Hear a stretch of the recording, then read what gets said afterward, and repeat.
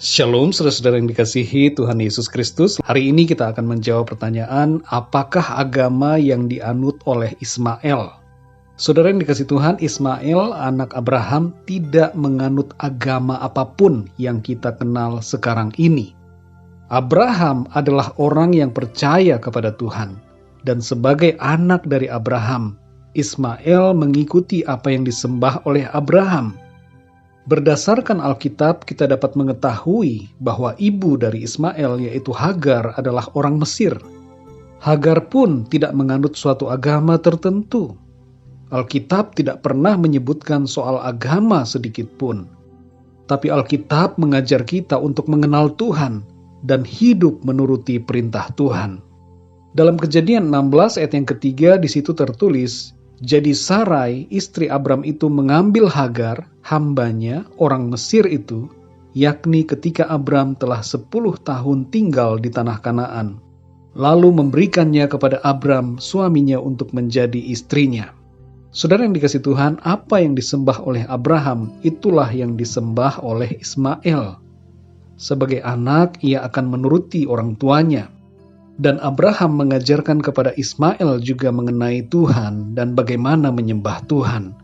Dalam Kejadian 17 ayat 23-25 di situ dituliskan mengenai Abraham menyunatkan Ismail pada umur 13 tahun. Saudara yang dikasihi Tuhan, pada zaman itu Abraham menyebut Tuhan dengan Elohim. Ada banyak kata-kata sebutan untuk Tuhan yang diawali dengan El. Misalnya El Shaddai, El Gibor, dan lain-lain yang berkaitan dengan sifat Tuhan. Ketika Hagar dijumpai oleh malaikat Tuhan di padang gurun, ketika ia lari dari Sarah, Hagar menamai Tuhan yang telah berfirman kepadanya melalui seorang malaikat dengan sebutan El Roy, yang artinya Tuhan melihat.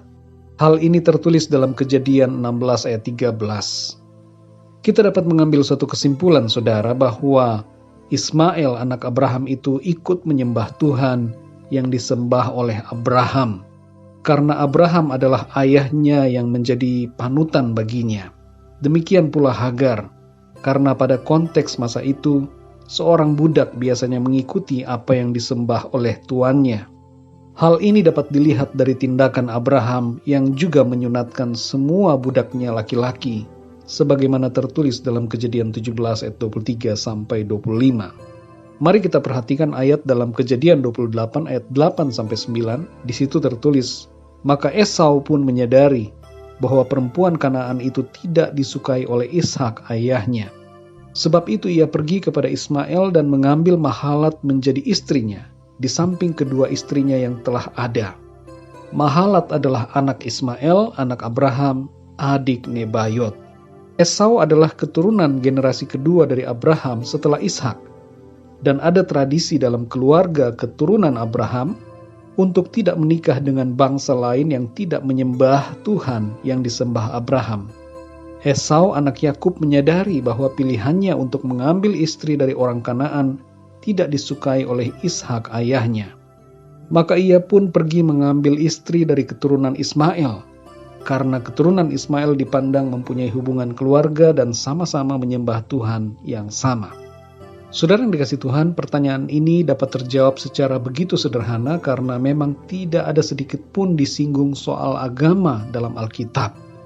Jadi tidak ada hubungan antara Ismail dengan agama-agama yang ada sekarang ini, saudara.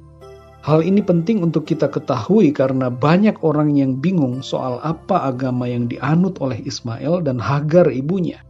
Karena mengira bahwa Ismail dan Hagar beragama tertentu seperti agama-agama yang ada saat ini. Padahal tidaklah demikian. Kita perlu menyadari, saudara, bahwa Tuhan yang disembah oleh Abraham adalah Tuhan yang memberikan perjanjian kekal buat Abraham dan keturunannya. Dan keturunan yang dimaksud oleh Tuhan adalah melalui garis Ishak. Perjanjian kekal itu diberikan Tuhan kepada Abraham melalui garis Ishak untuk menyatakan kemuliaannya yang ajaib, agar semua bangsa lain juga menyembahnya. Dan keselamatan yang dari Tuhan itu dinyatakan melalui keturunan Abraham, yaitu Yakub atau Israel, dan sampai kepada kita sekarang ini. Tuhan tidak pernah membawa agama apapun ke dunia. Tuhan Yesus datang untuk semua manusia ciptaannya. Kita diselamatkan bukan karena agama, saudara, tapi oleh karena anugerah melalui iman kita kepada Tuhan Yesus Kristus. Saya berharap jawaban ini dapat memberikan saudara pemahaman yang lebih dalam dan memberikan manfaat untuk pertumbuhan iman saudara kepada Tuhan Yesus Kristus. Demikianlah Alkitab menjawab pada saat ini. Sampai ketemu lagi dalam kesempatan yang berikutnya. Haleluya.